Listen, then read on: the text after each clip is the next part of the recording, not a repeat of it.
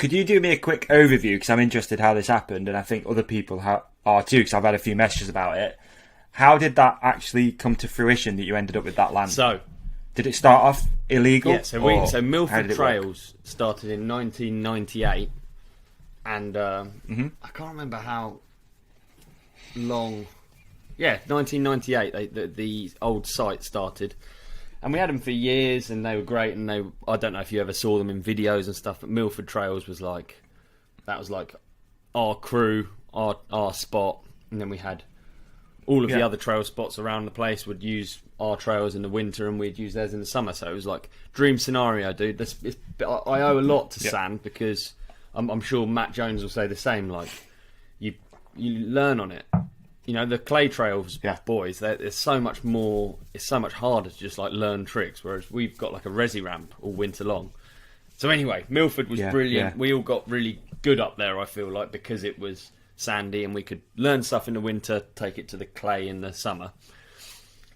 It was on National Trust land, and I was a National Trust offender. I was on the National Trust offenders list. We've had a number of sets of trails there, and knockdown and motorbike jumps and all sorts of bad shit, being younger and stupider. Yeah. So yeah, the trails got knocked down, and right. So when they got knocked down, I thought this is stupid, and I organised alongside my geography teacher, an ex-borough councillor, and Ian Warby. We started having meetings. It started off just me and the geography teacher at school, and it ended up we had these meetings with the council, with these National Trust, blah blah blah. I also met with a lady who I'd met before when I was 12 or 13. I'd gone around her house. She had a field, sort of in the woods, same woods as where we had the trails, but it's a private bit of land. And dude, I got obsessed with that bit of land. I used to have it in my pencil case made out of blue tack, and I'd ride a pretend bike through the trails. I had the field planned out. Anyway, it is actually the field that we now have S4P Bike Park in. So it was real cool, yeah. And we had endless plans. Me and my buddies used to draw these plans, and it'd be this and that. So then we actually got that donated to us by the kind landowner. She remembered, she remembered me from all that time ago, and I think she's a horse rider up at the woods, and she wanted to help us out. Like, she obviously, you can hate on us, but we've been around a while by then in the woods, so we knew everyone. We're all very polite. We managed our trails well, albeit a little heavy-handedly. It was like there wasn't litter, there wasn't bad stuff going on. It was good. It was good, clean fun, and I think she identified that. And so then we did 8 years of meetings, and with this funny motley crew of people, that like she's an eccentric horse rider lady.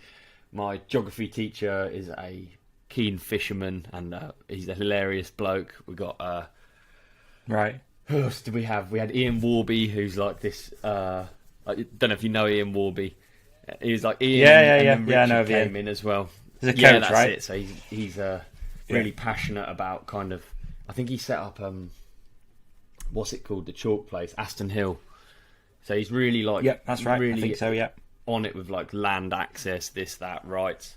So we got planning permission. We had to plan out the site. Got change of use, signage. Got it all done, and actually eventually built it in. It was me, Bren, and Sam in the diggers and dumpers, and Ian and Richard. Anyway, we did it in 3 days, the whole site, and opened it up, and it was just the It was the dream. Yeah, it was. So it took 8 years to get that. Meetings, and it's like. So she donated the land, and then it took 8 years to get do you machinery know, in there. 8 years of meetings. She might have donated the land part through that, But you were like trying to get something sorted, and then that came through. It took a really long time, a really, really long time, and it was like, there's nothing easy about any of it, and a lot of it's just gone from my mind because it's too boring. It's like when you buy a house and you go through all that shit, you don't remember any of, you don't know any of the process because so much of the process just seems You literally get to each checkpoint, and you're like, fucking, I'm not doing that again. That's shit. Like, what even is a chance? It's not easy, dude. The whole thing. You're right. Like, yeah. So, you're right. Yeah, and so we got it done, and then it just sort of we had it. It was cool, dude. It's been one of the coolest things I've been part of, really, because at the start of those 8 years of meetings, I couldn't have given less of a fuck about children learning to ride and this and that. I was young, I was in my probably irresponsible period, and I was like, I just wanted us to have trails again, and it pissed me off that everything we had been knocked down over the years, because this wasn't the first spot that we're talking about right here. You know, I probably had like 7 spots in the same woodland. So that, you know, I was a real ongoing problem for them.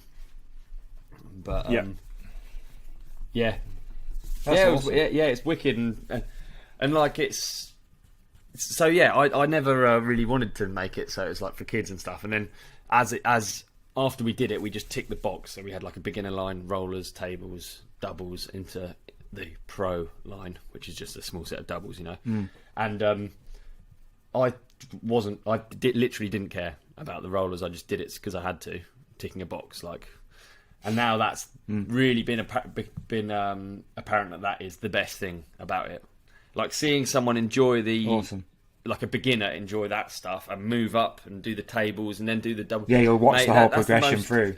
Without sounding too wet, that is the best thing about it. We've had kids that have, like, you know, turned up on shit bikes and got their way all the way to the actual big jumps. That's why I love dirt jumps. I can never not love dirt jumps, because it's not super expensive bikes. It's not difficult to get amongst it. It doesn't matter what bike you're on. It's like I think that's what's really nice about dirt jumps. So yeah, that's the story. Sorry if it's a bit long-winded and boring. That's awesome. No, that's really cool. I was curious because I don't think we've ever actually spoke about it, and a few people have reached out and asked about how it's going. And I know you said a few people have been down to see it and stuff like that. So you've not expanded it or anything. You've just literally just done a whole renovation of that. Yeah, just site. a renovation. Obviously, it's just the trouble with a bike park is that you don't have the. You know, people think that there's somehow money involved, and Richard at Bikes always kept it so he insures it, but no one has to pay. So it's just like it's a freebie. Everyone gets to be insured on this private bit of land for nothing, because that's what we decided we wanted to do at the start. But there's still this sort of like weirdness about it being a bike park. Like, you think that someone should be responsible and maintaining it and stuff, and no one should. We all should.